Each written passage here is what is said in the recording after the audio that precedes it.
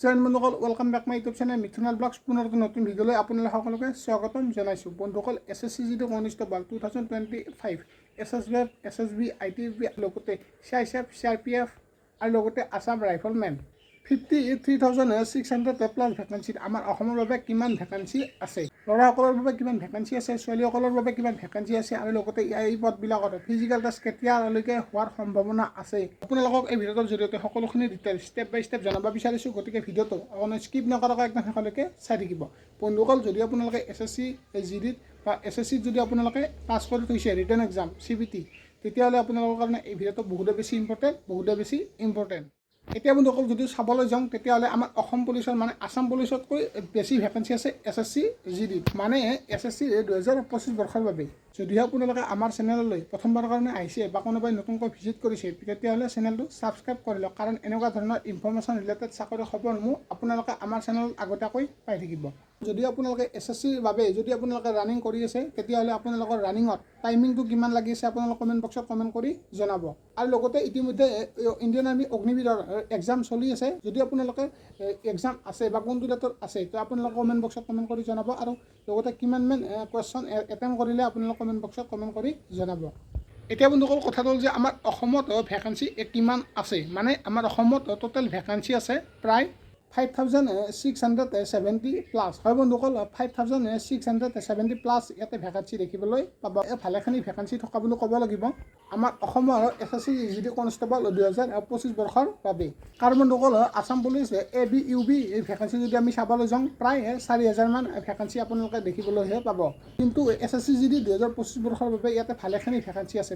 তো অলপ আগতে ক'লোৱে আপোনালোকক প্ৰায় 5,670 প্লাছ ভেকেঞ্চি ইয়াতে আপোনালোকে দেখিবলৈ পাব। আৰু বন্ধুসকল ইয়াতে ছোৱালীসকলৰ কাৰণে ভেকেঞ্চি আছে 500 প্লাছ। হয় বন্ধুসকল, পুনৰ কৈছোঁ 500 প্লাছ ইয়াতে ছোৱালীসকলৰ কাৰণে ভেকেঞ্চি দেখিবলৈ পোৱা যাব। SSC GDত এইবাৰ ভালেখিনি ভেকেঞ্চি দেখিবলৈ পোৱা গৈছে, কাৰণ আপোনালোকে যদি SSC GDত যদি পাছ কৰি থৈছে বা যদি আপোনালোকে ৰিটেন এক্সাম পাছ কৰি থৈছে, তেতিয়াহ'লে ফিজিকেলৰ কাৰণে আপোনালোকে ভালদৰে প্ৰিপাৰেশ্যন কৰক। হয়তো খুব দিনৰ ভিতৰতে আপোনালোকৰ PST and PET আপোনালোকৰ অনুষ্ঠিত হ'ব। যিহেতু ৰিটেন এক্সাম পাছ কৰিছে মানে CBT যদি আপোনালোকে পাছ কৰিছে, নাম আহিছে, আপোনালোকে ফিজিকেল টেষ্টত ভালদৰে এটা ভাল মাৰ্ক ল'বলৈ চেষ্টা কৰক, মানে ভালদৰে পাছ কৰক, তেতিয়াহ'লে আপোনালোকৰ চাকৰি ফিক্স, মানে আপোনালোকৰ বহুতখিনি এটা চান্স আছে বুলি ক'ব লাগিব।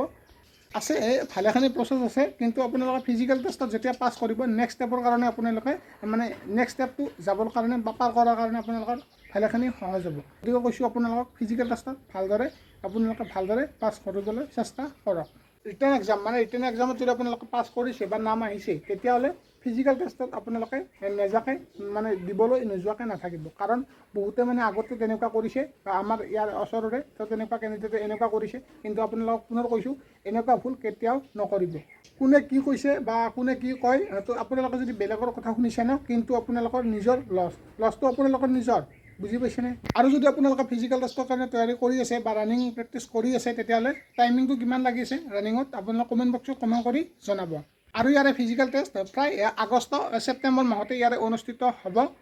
এতিয়া বন্ধুসকল নিশ্চয় গম পালে, যদি আপোনালোকে ফিজিকেল টেষ্ট দিবলৈ নাযায় বা যদি আপোনালোকৰ নাম অহাৰ পিছতো যদি ফিজিকেল টেষ্ট দিবলৈ নাযায়, মোৰ টাইমটো বহুত লাগি আছে, যদি আপোনালোকৰ 25 মিনিট লাগি আছে, তো এনেকুৱা ধৰণৰ যদি আপোনালোকে কিছুমান নিগেটিভ মাইণ্ডছেটত যদি আপোনালোকে থাকে ন, কিন্তু আপোনালোকে ছাকচেছ বা কেতিয়াও আপুনি সফল হ'ব নোৱাৰিব। গতিকে আপুনি টাইমিংটো 25 মিনিটে লাগক বা 26 মিনিটে লাগক, আপুনি তাত ইণ্টাৰভিউ দিবলৈ নোযোৱাকৈ নাথাকিব। 26 মিনিট যদি আপোনালোকৰ লাগি আছে 24 মিনিট, তেতিয়াহ'লে আকৌ আপোনালোকে ভালদৰে প্ৰেক্টিছটো এৰি নিদিব, প্ৰেক্টিছটো আপোনালোকে কৰি থাকক, ভালদৰে কৰি থাকক, ঠিক আছে বন্ধুসকল। এই ভিডিঅ'টোত মই আপোনালোকক কি কৈছোঁ কি নকৈছোঁ এইটো নাজানো, কিন্তু যদি আপোনালোকৰ মানে এটা আপডেট দিলোঁ যে আমাৰ অসমৰ কাৰণে ভালেখিনি ভেকেঞ্চি আছে।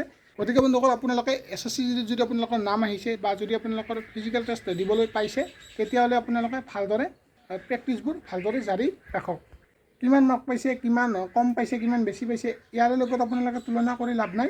আপোনালোকে হয়তো নিশ্চয় গম পাইছে কাট অফ খুবেই কম গৈছে, কাৰণ ভেকেঞ্চি বেছি দেখিবলৈ পোৱা গৈছে।